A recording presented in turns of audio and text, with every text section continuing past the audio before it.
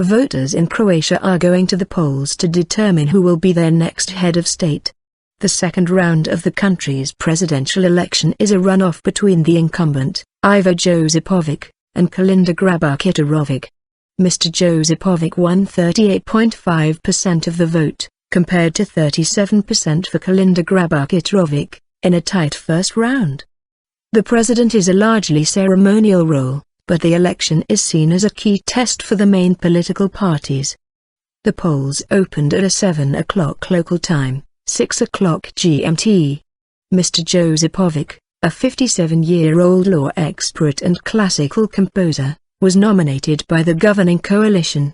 He has been president since 2010. His rival Ms Grabar-Kitarovic, 46, is a former foreign minister and assistant to the NATO Secretary-General.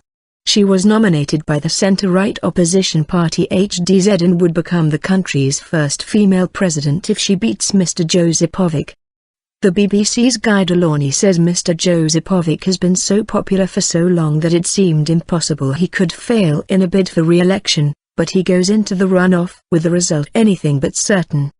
His problem is that he is backed by the governing, centre-left coalition that has failed to pull Croatia out of a 6-year-long recession, our correspondent adds.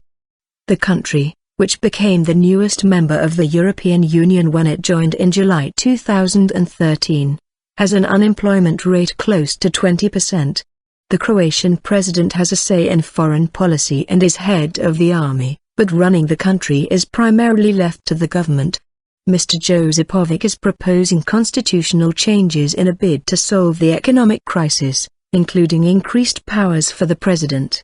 Parliamentary elections are expected to be held towards the end of 2015.